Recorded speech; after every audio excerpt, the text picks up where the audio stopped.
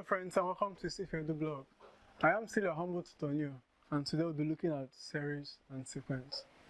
Please, if today is your first time on being on our channel, don't forget to subscribe.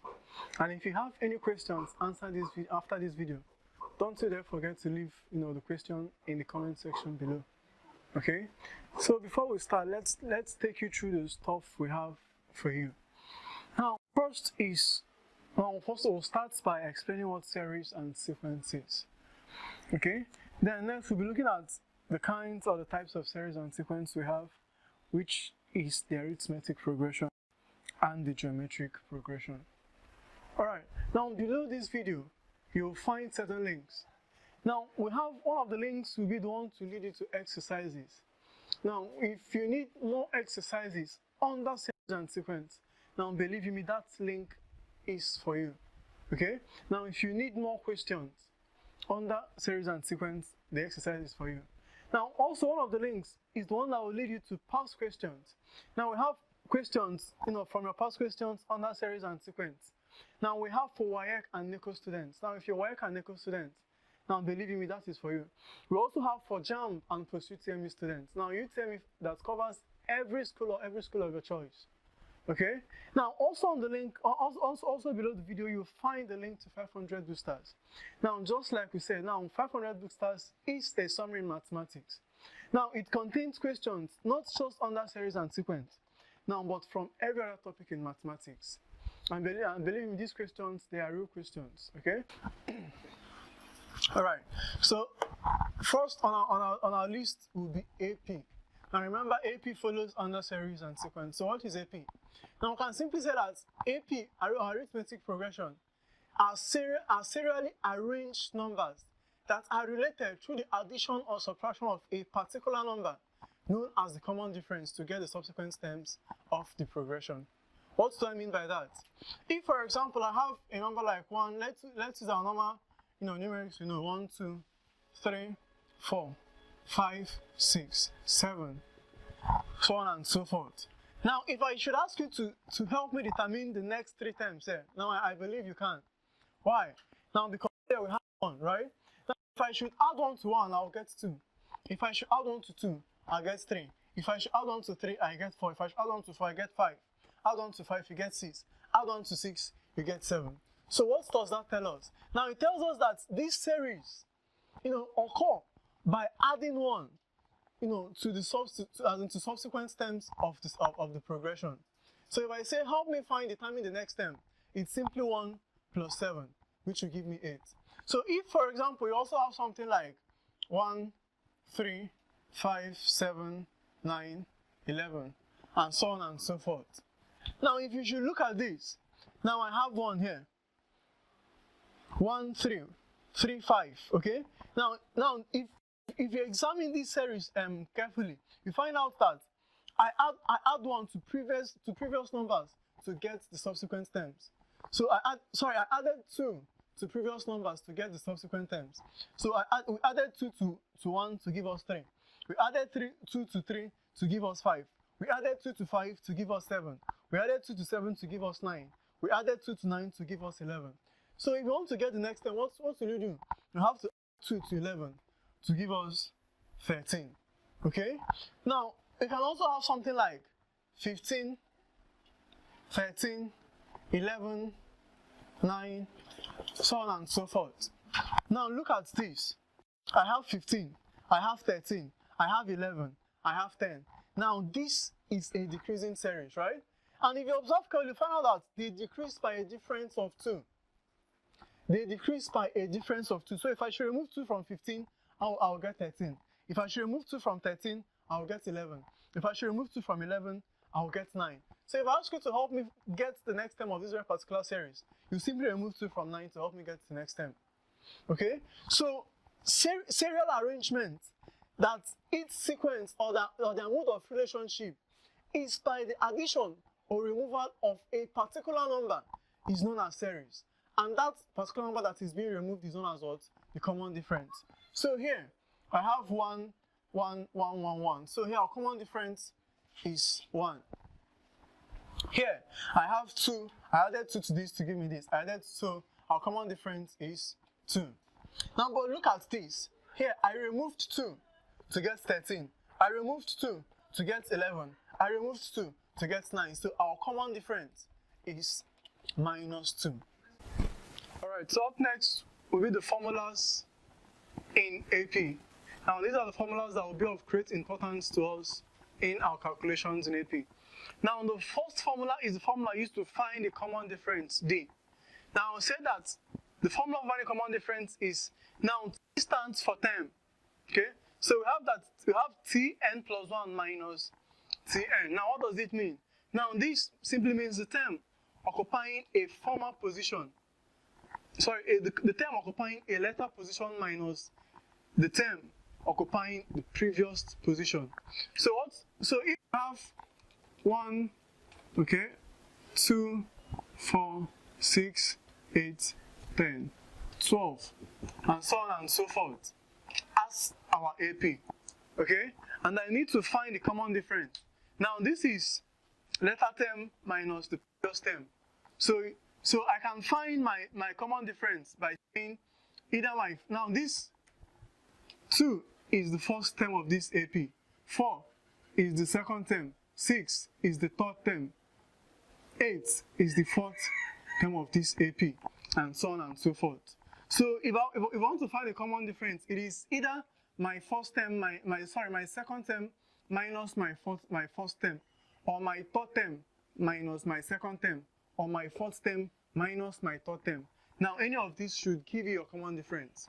So if we need to find our D here, it's either 4 minus 2, or 6 minus 4, or 8 minus 6, or 10 minus 8, or 12 minus 10. Now, if you look at these values carefully now, you will find out that they will be exactly the same value, okay, which is our common difference. Now, the first formula for us is the formula we use to determine the term occupying a particular position. Now, so if I want to find the term occupying the second position, or the third position, or the fourth position, or the 13th position, or the 20th position, now this is the formula for finding that. And what does the formula? The formula is A plus n minus 1 D. Now, where A stands for the first term of that very particular AP. Remember, this here 2 is our first term. So A simply means the first term of that very particular AP. N means the position of the term you're looking for. Why D simply stands for our common difference. So if I'm looking for the term occupying, let's say the 5th or the 6th, okay, let's say the 6th position. If I'm looking for T6, it should be equal to A, which is the first term, plus now the position of the term we're looking for is 6.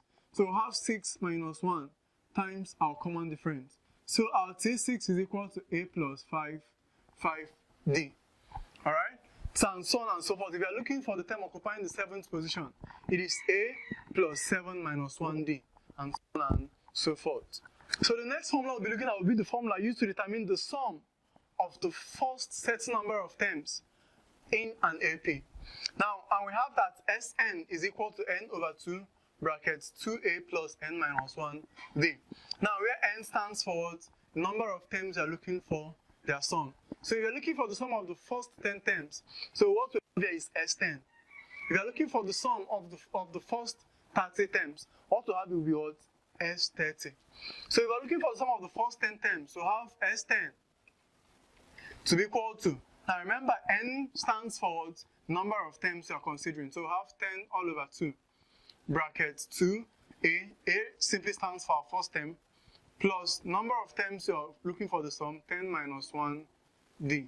So this is equal to 5 brackets 2a plus 9d. Alright? And so on and so forth. If you're looking for the sum of the first 13 terms, okay, S13, we'll have 13 all over 2 brackets 2a plus, now 13 minus 1d. So we'll have S13 to be equal to 13 over 2 bracket 2a plus 12d, and so on and so forth. So this is the formula used for finding the sum of the words, the sum of the n terms of a particular AP. Now, but if you look at this, we have a second formula, okay, we have another formula that can be used to determine the sum of the n terms of an AP. So what does this formula say? Now, it tells us that Sn is equal to n over 2 brackets L plus A. Now here L stands for the last term of the AP, okay? Where A stands for what? The first term of the AP. So when can this formula be used? Now this formula is meant to be used when you have the first and the last terms of the AP. This formula is meant to be used when you have the first and the last terms of the AP. So if I know my last term and I know my first term, and I want to find the sum of the first 12 terms, it is very, very simple. So have that S12. Have that S12 is equal to, now it is 12 all over. So remember, we said that n stands for what? The number of terms we are looking for their sum. Brackets my last plus my first term. So you have S12 to be equal to 6 brackets L plus A. Okay? So we use this formula when we have our last and first terms, and we use this formula when we know our common difference and our first term. Alright, now the next formula to look at to be the formula used to determine the mean of an AP. Now we all know what mean means. Mean simply means average. So, okay, and formula of finding average is sum all over what? All over number. Sum of the items I'm looking for, or sum of the numbers I'm looking for, all over the number of items that I'm considering. So we say that the formula is the sum of the AP all over the number of terms of that AP. The sum of the AP all over the number of terms that makes up the AP. So let's look at one or two questions under arithmetic progression. Now the first example says an arithmetic progression has 11 as its first term and 32 as its fourth term. What is the sum of the first 12 terms? Okay? Now remember, we'll always start from our knowns to our unknowns. Okay, so write down our solution. Now from the question, we have our first term. Remember, we use 8 to represent our first term to be 11. And we have our fourth term, T4, to be equal to 32. Now what did they say we should find? The sum of the first 12 terms. So we are looking for S12. Right? Okay. Now, what is the formula to use to determine Sn? Now remember, we have two formulas. Okay? And each of these formulas depends on the information that we can pick from the question. Now, the second formula for finding Sn is when you have the last term of your AP. And if you look at this question, our last term was not given. So it means that we cannot use the second formula for finding the sum of an AP. So we have our Sn to be equal to n over 2 brackets 2a plus n minus 1d. Okay? Now, from this, we have our S12 to be equal to 12 over 2 brackets 2 times. Now, they gave us the first term to be equal to 11. So 2 times 11 plus n, our n is 12. 12 minus 1d. So we have our S12 to be equal to 6 brackets 22 plus 11d. Okay? Now if you look at this, now the only thing stopping us from determining our S12 is our common difference. But in the question, the common difference was not given. How do we determine our common difference? In the question, they gave us our first term. They also gave us our fourth term. Now remember the formula for finding Tn. We have that Tn is equal to a plus n minus 1d, right? So if I'm to use this formula to seek for my T4, I'll have that T4 is equal to a plus, now 4 minus 1d, which is equal to a plus 3d. Okay? Now, in the question, they gave us our T4 to be equal to 32. They gave us our T4. They gave us our a to be equal to 11. So from this, now we'll find out that the only unknown in this very particular equation is d. So from here, we can determine our common difference. To have our T4 is 32, have that 32 is equal to, our first term a is 11, 11 plus 3d. So I'll have 32 minus 11 is equal to 3d. to have that 21 is equal to 3D. Therefore, D, dividing both sides by 3, we'll have 21 over 3, which is equal to 7. So from this, we're able to determine our common difference. So I'll simply lift this common difference and fill in for S. Okay?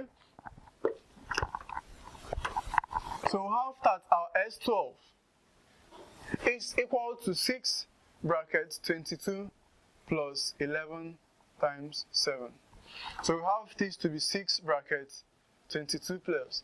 Now 11 times 7 is equal to 77. We'll have 6 brackets 99. This is equal to